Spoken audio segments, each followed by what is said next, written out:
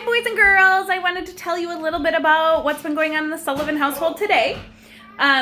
We painted our window for, I don't know what it's called. It's like a Facebook campaign talking about happy hearts.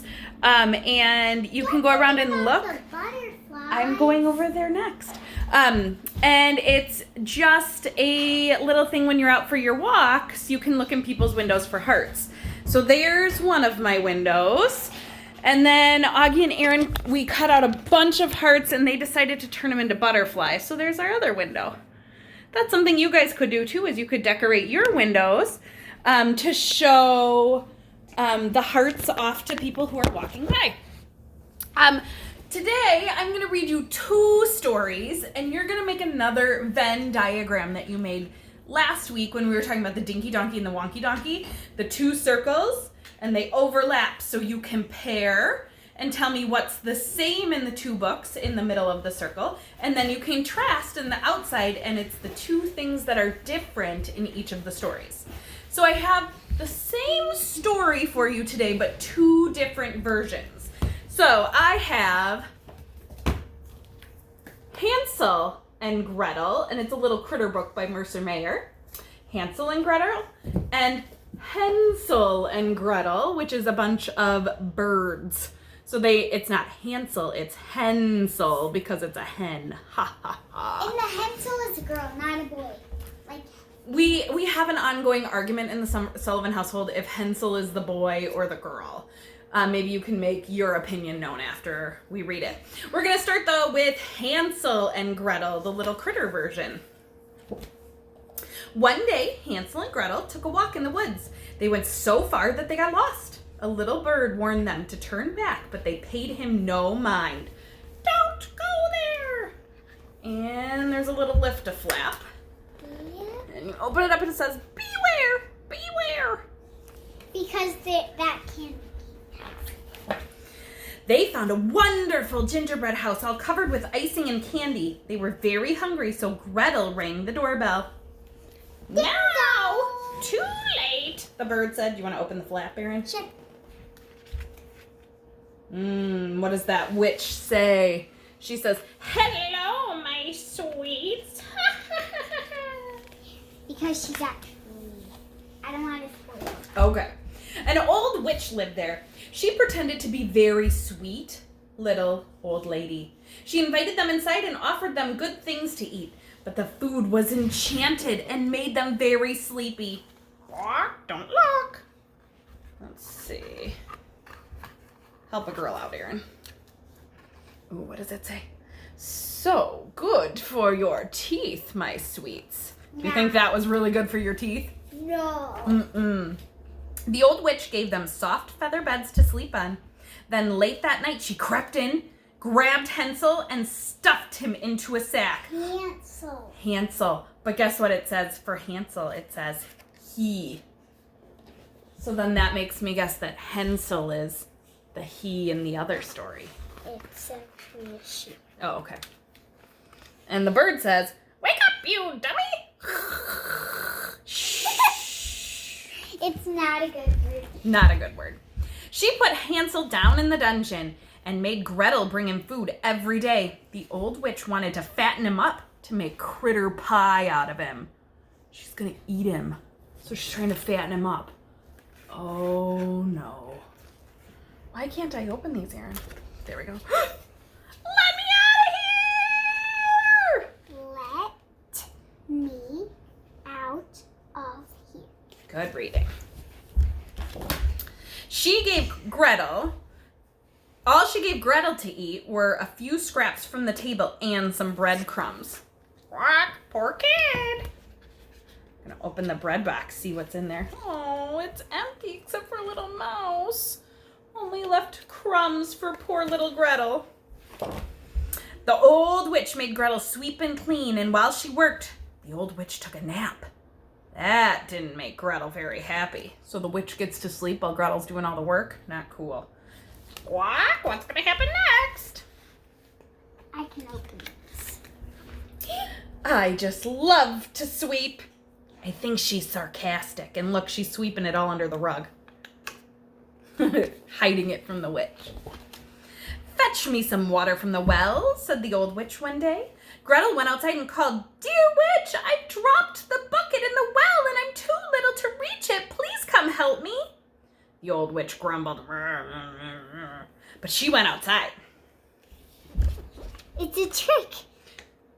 Here she comes. I think Gretel's pulling a little prank, a little trickety trick. She didn't see Gretel anywhere. The old witch leaned over the well to reach the bucket. "Where is she? Where is that good-for-nothing child?" She's looking really hard and far. And then, "Goodbye, witch," and Gretel was in her hiding place. Shh. What's Gretel gonna do? Dump the bucket on her. Oh, you think she's gonna dump the bucket? I think she might do something even worse. Gretel pushed the old witch right into the well. Splat! Look at that witch stuck in there. Drats! Oh, is that actually the well? That was the inside of the well. Just then, Hansel and Gretel's father came by. What a nice coincidence. He had been searching for his children high and low. He and Gretel let Hansel out of the dungeon. They left the old witch in the well, and then they all went home. "I think I'll go home too," says the bird.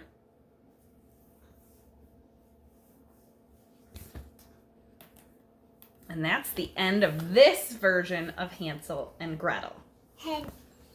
Now we're going to read Hansel and Gretel.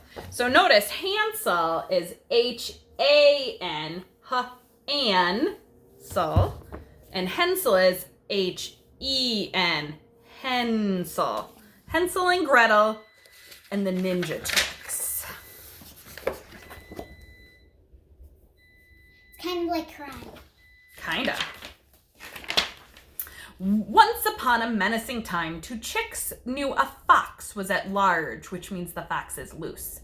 Their ma had been taken, and Pop was quite shaken, so Hansel and Gretel took charge. They want to get their mama back.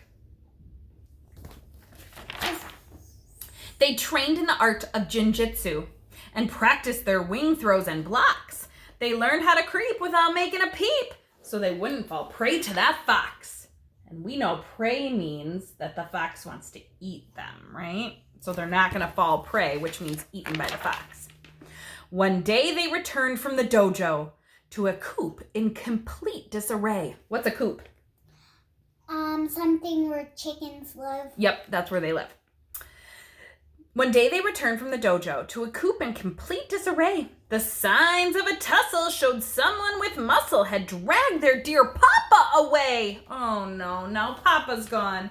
They quickly surveyed their surroundings. The fox had left prints in the dirt. "Come on, we're not chicken. That fox needs a licking before our poor Papa gets hurt." They're off to find Mama and Papa now. Look at them looking at those footprints, investigating the crime scene.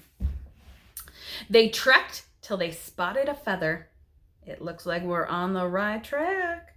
They kept up the chase, dropping crumbs just in case, so they'd easily find their way back. The forest grew twisted and tangled as Hansel and Gretel searched on. The light faded fast, and they noticed at last that the trail and the breadcrumbs were gone. So see, they started off with their little trail of breadcrumbs. It goes like... And then look, by the time they're on this page, though, no breadcrumbs. They don't know which way they came from. They go like this. And then...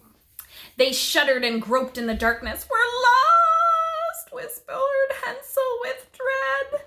They weaved and they wound and kept roaming around until they saw light up ahead. They're in their sneaky ninja garb.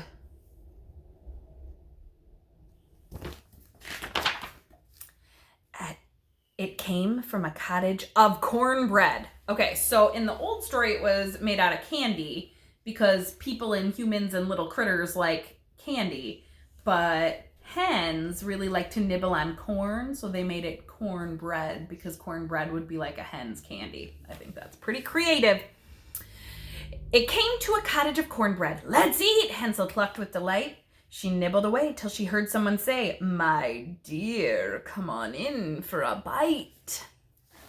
I'll show you that page. See, it's. And then over to that page. Hansel's wife, and and he said, "My dear." Okay, hold on. I'll whip up some quick teriyaki while we wait for the tea cakes to bake. Why not? Hansel reckoned, off guard for a second.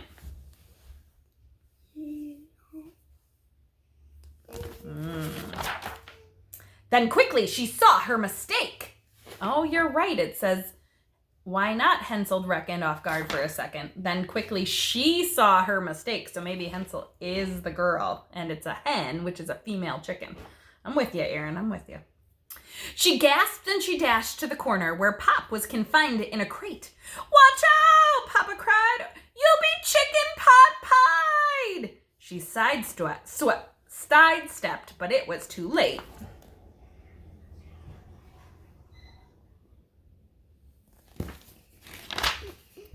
The fox plucked her up in a hurry and shoved her right into her pen. "You're scrawny and tough, but you'll plump up soon enough. For now, I'll just stir-fry this hen." The fluttering hen looked familiar. "It's Mama!" cried Hansel in shock. Hansel was scared, but she came well prepared. "I bet I can jimmy this lock." Jimmy means kind of break it open. Like picking a lock? Yes. Outside in the dark, Gretel listened, dismayed at the fox's misdeed. She climbed to the flue and squeezed her way through with ninja-like silence and speed. So the flue is the chimney. It's part of the chimney. So she's sliding into the house through the chimney. Then Gretel swooped in and snatched Mama and swiftly adjusted her stance.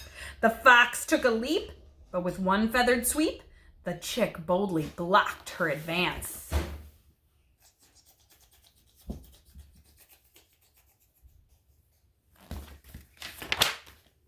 "Not bad," said the fox, striding towards them. "Give up," Hansel clucked, undetoured. The fox said, "Surrender." "No way, chicken tender. Your cheap little threats are absurd." Called him a chicken tender. That fox is kind of funny. No, that was Hansel. No, the fox said surrender. No way, chicken tender. The fox charged and grappled with Gretel. A flurry of feathers and fur. The fox held her tight, but Gretel ran as something zipped past in a whirl.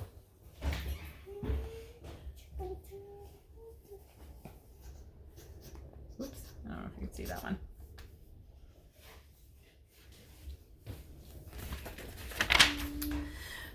With the fox in a daze, Gretel vaulted as Hansel and Papa broke free. Woohoo! Thank goodness for Gretel. The fox is looking freaked out. With one wicked spin, Hansel kicked the fox in. "You're done with your chick frying spree."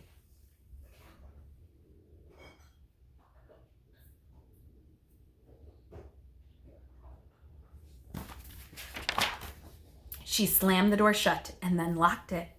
The fox crumpled, looking unnerved.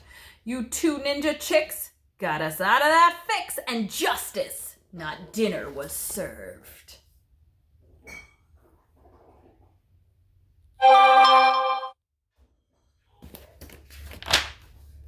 From then on, they made it their mission to rescue, protect, and defend. They'd work night and day to liberate prey till bird napping came to an end.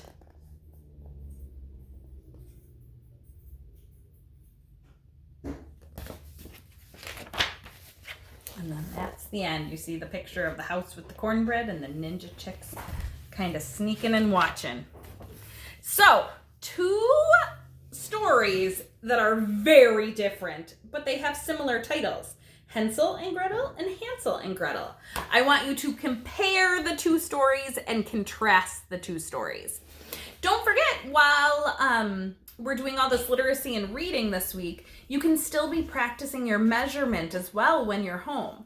Aaron's been working on story problems and adding a lot lately and subtracting a lot lately. But I think we're also going to work in some measurement tomorrow. We haven't done that in a while. Find some things that are longer, find some things that are shorter. Maybe we might even work in the words heavier and lighter into our learning. Just some suggestions for vocabulary. Otherwise, we will be back tomorrow. Bye, guys. Want to say bye? Bye-bye. Can you get in here? There she is.